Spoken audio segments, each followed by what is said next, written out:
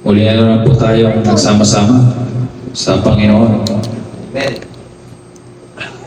So, ang verse po ngayon ay nagagaling sa Luke chapter 8, verse 4 to 8. Ang title po dito ay ang talinghaga tungkol sa manghahasi.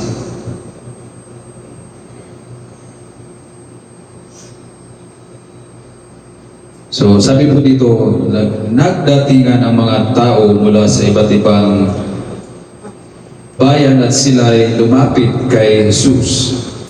Isinalaysay ni Jesus ang talinghagang ito. Isang magsasaka ang pumunta sa bukid upang maghasi. Sa kanyang paghasi, may binhing nalaglag sa daan. Natapakan ng mga tao at tinukan ng mga ibon.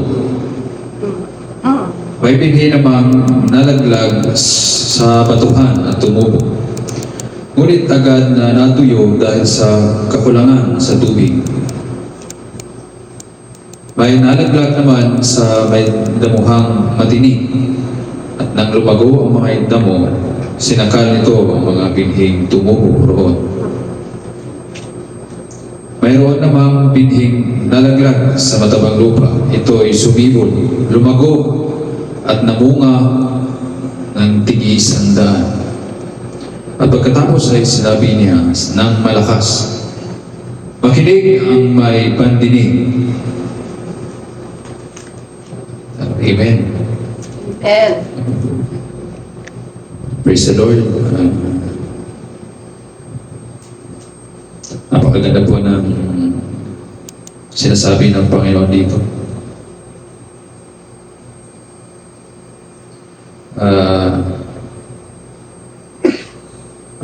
Ang nag-inspire po sa akin sa verse na ito ay yung may binhing nalaglag sa lupa, sa matabang lupa, at ito ay sumibol at namunga ng tig-isang daan.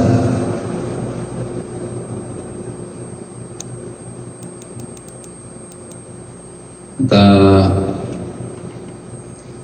what did you learn? So ang naintindihan ko po dito ay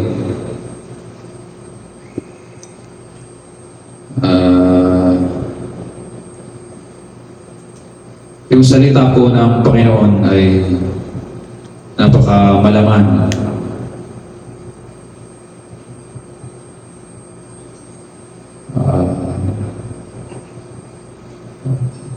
Ito po ay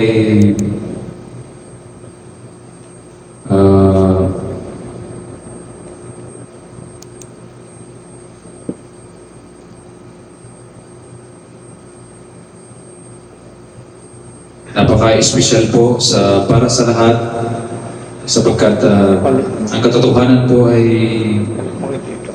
palagi niyang ipinapadama sa atin. So, hindi po maiwasan sa pagbahagi ng salita ng Panginoon ay yung ibang tao, hindi nila pinapansin yung salita ng Diyos. Sapagkat siguro para sa kanila ito ay walang kwenta, walang silbi. Dahil wala silang, hindi sila natitiwala sa Panginoon.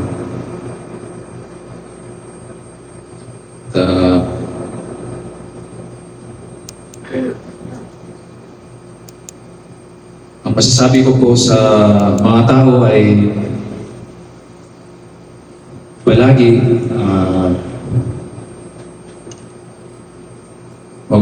tayong magbahagi ng salita ng Panginoon.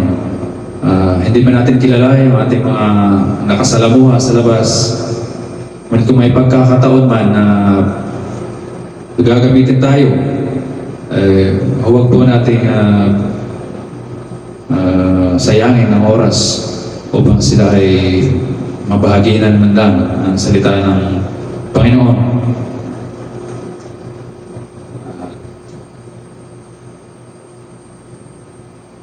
hindi man nila yun papansinin, nasa sa kanila na yun. Ang importante ay nabahagi na natin na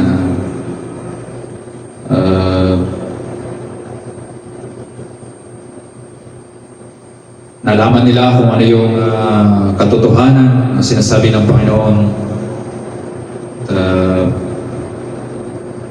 Palagi sila i-comfort, palakasin ang kanilang mga puso, at palagi inspired na lumapit sa Panginoon. Ayun lang po. Praise the Lord.